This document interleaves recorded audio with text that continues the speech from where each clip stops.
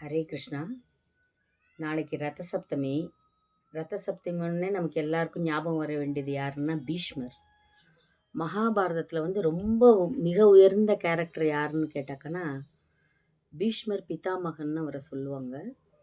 பீஷ்மர் வந்து ஏன் வந்து அவருக்கு எருக்கையில் வச்சாங்க, அதை பேஸ் பண்ணி தான் இந்த கதை வருது. பீஷ்மர் என்ன பண்ணுறாரு, மகாபாரத போரில் அவர் வந்து அம்பு படுக்கையில் படுத்திருக்காரு. ஆனால் அவருக்கு ஒரு வரம் உண்டு. அவங்க அப்பா என்ன சொல்லியிருக்காருன்னா, உனக்கு மரணம் வந்து விரும்பிய நேரத்தில் கிடைக்கும் அப்படின்னு அவங்க அப்பா சொல்லியிருப்பார்.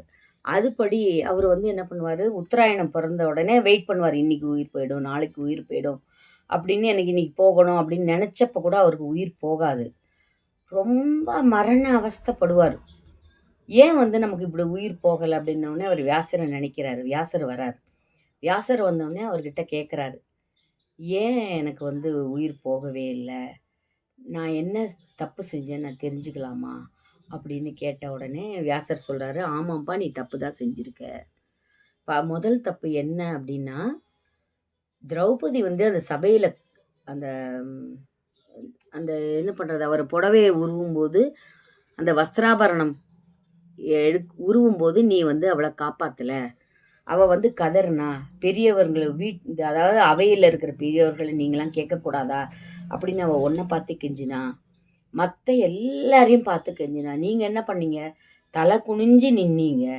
ஒரு குலமகளோட அந்த ஆடையை உருவும்போது நீ வந்து காப்பாற்றாதது உன்னோட தப்பு. அதனால தான் அந்த பாவம் வந்து உன்னை விடலை. அவளோட கதறல் தான் வந்து நீ வந்து இவ்வளோ அவஸ்தைப்படுறதுக்கு காரணம் அப்படின்னு அவர் சொல்கிறார். சரி, இதுலேருந்து நான் விடுபடணும்னா என்ன செய்யணும் அப்படின்னோடனே, எனக்கு உடம்பெல்லாம் ரொம்ப எரிச்சலாக இருக்குது, ஆனால் எனக்கு விரும்பிய மாதிரி உயிர் போகலை, நான் இதுக்கு என்ன செய்யணும் அப்படின்னோடனே வியாசர் என்ன பண்ணுறாரு, அவர் சொல்கிறாரு, சூரியனோட சக்தி நிறைந்தது வந்து இந்த அர்க்கபத்திரம். அர்க்கபத்திரம்ங்கிறது வேற ஒன்றும் இல்லை, இருக்கல. இதால் வந்து உன் உடம்பை மூடும்போது உனக்கு அந்த எரிச்சல் அடங்கும், அதே சமயம் உன்னோட பாவங்களும் தீரும் அப்படின்னு சொல்லி இவர் வியாசர் என்ன பண்ணுறாரு, பக்கத்தில் போய் அந்த எருக்கையிலையெல்லாம் எடுத்துகிட்டு வந்து அவரோட உடல் முழுவதும் மூடிய தினம் வந்து சப்தமி தினம். அவர் உடல் உள்ள மூடினோடனே அவரோட எரிச்சல் நீங்கி, அதே சமயம் அவரோட பாவம் போய் அவர் அஷ்டமி அன்னைக்கே அவர் வந்து உயிர் துறக்கிறார். அதனால தான் வந்து நம்ம அது பீஷ்மாஷ்டமின்னு சொல்கிறோம். அந்த பிராமின்ஸ் என்ன பண்ணுவாங்க கேட்டாங்கன்னா, இந்த பீஷ்மாஷ்டமி அன்னைக்கு தர்ப்பணம் விடுவாங்க. ரத்த சப்தமி அன்னைக்கு சூரியன் வந்து உத்தராயணம் வந்து திரும்புது அப்படிங்கிறதும் ஒரு ரீசன் தான். உத்தராயணத்தில் யார் இருக்கிறாங்களோ அந்த ஜீவன்கள் வந்து நேராக சொர்க்கத்துக்கு தான் போவாங்க அப்படின்னு சாஸ்திரம் சொல்லுது, கருட புராணம் சொல்லுது. அதுபடி அவர் அர்க்கபத்திரம் மூடின உடனே அவர் உடம்பு மேலெல்லாம் அவரோட அந்த சாபம் நீங்கி, அந்த துயரம் நீங்கி அவர் வந்து உயிர் போகுது. அப்போ கூட தர்மன் என்ன பண்ணுறாருன்னா, பீஷ்மருக்கு வந்து வாரிசு இல்லையே, என்ன பண்ணுறது அப்படின்னு சொல்லி அந்த கிருஷ்ணரை கேட்குறாரு, வியாசரை கேட்குறாரு. வியாசர் சொல்கிறார், நீ கவலைப்படாதப்பா, அவர் வந்து ஊருக்கே வந்து பிதாமகனாக இருந்தார், அதனால் அவரை நினைத்து தந்தை இருப்பவர்கள் கூட தர்ப்பணம் கொடுக்கலாம்னு சொல்லுது. அதுபடி தந்தை இருப்பவர்கள் அந்த அரிசியோ கோதுமையோ கையில் வச்சுட்டு பீஷ்மருக்காக தர்ப்பணம் வந்து எல்லாருமே கொடுக்குறாங்க. அதனால தான் நம்ம அதை வந்து பீஷ்மாஷ்டமின்னு சொல்கிறோம். அதனால தான் நாம் செய்த பாவங்கள் வந்து போகிறதுக்காக எருக்கலை வந்து மொத்தம் 7 எடுத்துக்கணும்.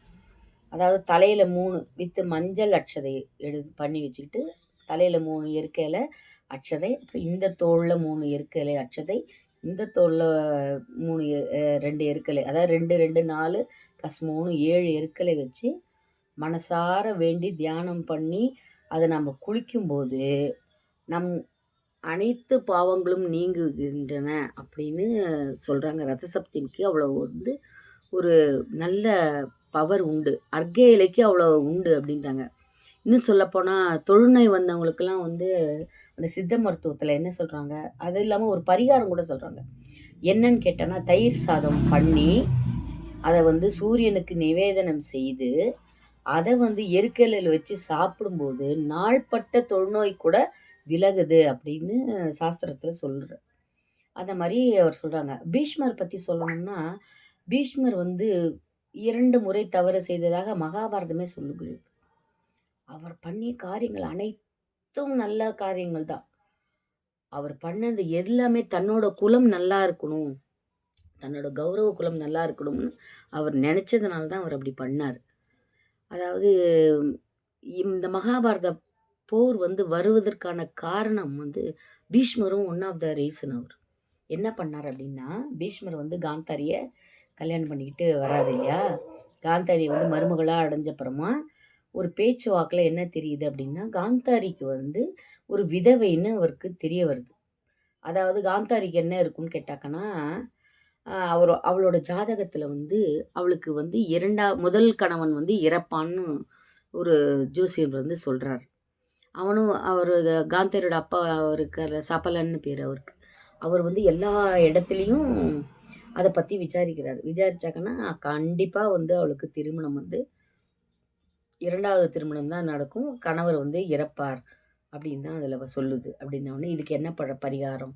அப்படின்னோனே, இந்த காலத்துலயும் பார்த்தீங்கன்னா, இப்ப வாழை மரம் வெட்டி கல்யாணம் பண்றாங்க இல்லையா? வாழை மரத்துக்கு தாலி கட்டிட்டு அத வெட்டுறாங்க. ஏன்னா, அது முதல் திருமணம், அப்புறமா நடக்க போறது 2ஆம் திருமணம்னு பண்றாங்க.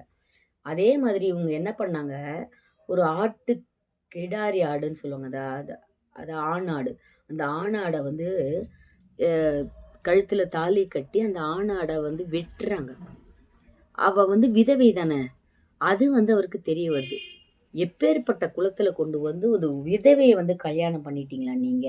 அப்படின்னு சொல்லி அவரு என்ன பண்றாரு, பீஷ்மர் வந்து யாருக்கும் தெரியாம சகுனிக்கு சகுனியும் சேர்த்து 100 உடன் பிறந்தவர்கள் இருந்தாங்க. அந்த 100 பேரையும் என்ன பண்றாரு, அவர் கொண்டு போய் ஒரு பாதாள சிறையில அடைச்சிட்டு, தர்மப்படி என்ன பண்றாரு, ஒரே ஒரு கை உணவு மட்டும் தான் அவங்களுக்கு குடுக்குறாங்க.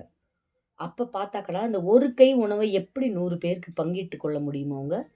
அதனால அவங்க என்ன பண்றாங்க, நம்மள வந்து அதாவது சாப்பாடு சாப்பிடாம கொலை பண்ணான்னா, அது தர்மத்த மீறின செய்யலாம். ஆனா, ஒரு கை உணவு குடுத்து கொஞ்சம் கொஞ்சமா கொல்றது வந்து, அது சாஸ்திரத்துல வருதுன்னு அவர் நெனச்சு, அவர் என்ன பண்றாரு, ஒரே ஒரு கை உணவு மட்டும் குடுக்குறாரு.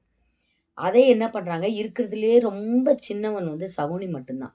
அப்ப சகுனிக்கு கையில குடுத்து, "அப்பா நாங்க 100 சகோதரர்கள். நாங்க 100 பேரும் உயிர் பிழைக்க மாட்டோம். அப்பாவும் உயிர் பிழைக்க மாட்டாரு. ஆனா, இதெல்லாம் நீ மனசுல வச்சுக்கணும்.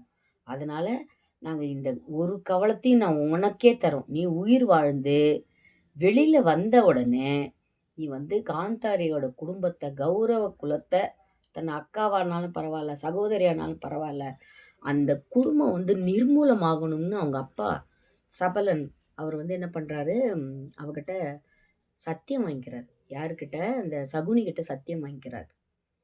அதனால இவரு என்ன பண்றாங்க, எல்லாரும் இறந்து போறாங்க. ஒரு நாள் ஒருத்தர், ஒரு நாள் ஒருத்தர், ஒரு நாள் ஒருத்தர்ன்னு சீக்கிரம் எல்லாம் இறந்து போயிறாங்க. அவர் சகுனியோட தந்தைக்கும் இன்னைக்கு தான் உயிர் பிரிய போகுதுன்னு அவரு ஃபீல் பண்றாரு. அப்ப என்ன பண்றாரு, சகுனிய கூப்பிடுறாரு. கூப்பிட்டுட்டு தன்னோட கைய வந்து அங்க இருக்கிற ஒரு பலகை மாரி இருக்கும். அந்த பலகையில கற்கல்ல வச்சு, கையில ஒரு அருவாள் ஒண்ணு கொட்டு, ஒரு விரலா வெட்ட சொல்றாரு. "ஏன்பா, ஏன்பான்னு கேட்குற? நீ வெட்டு. நான் அப்புறமா உனக்கு காரணம் சொல்றேன்." அப்படிம்பாரு. அவர் உயிரோடு இருக்கும்போதே இந்த சகுனி என்ன பண்றாரு, ஒரு விரலா வெட்டுறார். 1 இல்ல, 2 இல்ல, 3 இல்ல, எல்லா விரலையும் வெட்டுறார். வலியில துடிக்கிறாரு அவரு. துடிச்சா கூட இந்த விரலெல்லாம் எடுத்து நீ பத்திரமா வச்சுக்கோ. இத வச்சு நீ வந்து பகடை ஆட்டம் ஆடணும். நான் வந்து இந்த விரல்ல என்னோட ஆத்மா ஒளிந்திருந்து, நீ என்ன எண் கேட்கிறாயோ, அந்த எண் வந்து உனக்கு விழும்.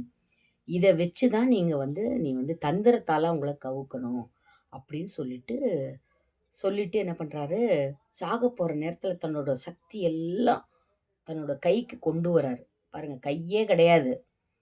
ஆனாலும் கைக்கு கொண்டு வந்து அவனோட இடது கால பார்த்து ஓங்கி அடிக்கிறார். சகுனியோட இடது கால அடிச்சு உடைக்கிறாரு. அவர் சொல்றாரு, "ஏன்பா அடிச்சு உடைச்ச?" அப்படின்னா, "நீ வந்து நொண்டி நொண்டி நடக்கும்போது, நம்ம குலத்துக்கு இழைக்கப்பட்ட அநீதி வந்து உன்னோட கண்ணுக்கு வரணும். உன்னோட மனசுக்கு வரணும். உன்னோட எண்ணம் வந்து எப்படி இருக்கணும்னா, அந்த குலத்த வந்து அழிக்கிறதுலயே நீ முழு கவனத்தையும் நீ செலுத்தணும். அதனால நீ வந்து எப்பவுமே அதே நினைப்போட தான் இருக்கணும். ஆனா உறவாடி நீ பகைய கெடுக்கணும்னு" சொல்லுவாரு. உறவாடி கெடுத்தல்னு நம்ம சொல்றோம் இல்லையா? அந்த மாரி உறவாடி நீ அத கெடுக்கணும் அப்படின்னு அவர் சொல்லிர்றாரு. சொன்ன உடனே அது காரணமா வச்சுட்டு பின்னால அவர் என்ன பண்றாரு, சகுனி அந்த பாதாள சிறையிலேருந்து வெளியில வந்து ஏதோ நைஸ் பண்ணி உள்ள வந்து சேர்ந்துருவார். அதுக்கப்புறம் இவங்க எல்லாம் மகாபாரத போர்ல இறந்தப்புறம் தருமன் என்ன பண்றாரு, கங்கை கரையில வச்சு எல்லாருக்கும் திவசம் குடுக்குறாரு. அந்த யார் யாரெல்லாம் போர்ல இறந்து போனாங்களோ, அந்த போர் வீரர்கள், சொந்தக்காரர்கள் எல்லாருக்கும் பண்ணிட்டு, அதோட முதல் மரியாதை யாருக்கு தரணும்னு அவங்க யோசனை பண்ணும்போது, கிருஷ்ணர் வராரு. வந்துட்டு என்ன பண்றாரு, உங்கள எல்லார விட சகுனி தான் ரொம்ப நல்லவன். அவனுக்கு தான் நீ முதல் மரியாதை பண்ணணும்னு சொல்றார். முதல் நீர்க்கடன் யாருக்கு தரணுன்றாரு, சகுனிக்கு தரணுன்றார். நீங்களாம் நினைச்சீங்க. ஆனா, அவன் தன்னோட எண்ணத்த நிறைவேத்திட்டு தான் அவன் செத்தான். ஆனா, உங்கள எல்லார விட சகுனி வந்து ரொம்ப நல்லவன் தான். அதனால சகுனிக்கு தான் முதல் நீர்க்கடன் தரணும் அப்படின்னு சொல்றார். அதுக்கப்புறமா தருமன் வந்து அவர் சொன்ன காரியத்தெல்லாம் சரின்னு ஒத்துக்கிட்டு, அவர் என்ன பண்றாரு, தன்னோட முதல் நீர்க்கடன் வந்து தருமிக்கு குடுத்துட்டு, அந்த இவருக்கு சகுனிக்கு குடுத்துட்டு தான் ஒரு வேலை பண்றாரு. சகுனி கூட அவரு கிருஷ்ண பகவான் கூட என்ன சொல்றாரு தெரியுமா? என்னை 24 மணி நேரமும் தீய எண்ணங்களோடு நினைத்தால் கூட என் முதல் பக்தன் சகுனிதான்னு சொல்றார். அதனால எல்லா பாவங்களையும் இறந்த காலம், எதிர்காலம், நிகழ்காலம் 3 விதமான பாவங்களையும் போக்கக்கூடியது ரத சப்தமி விரதம்.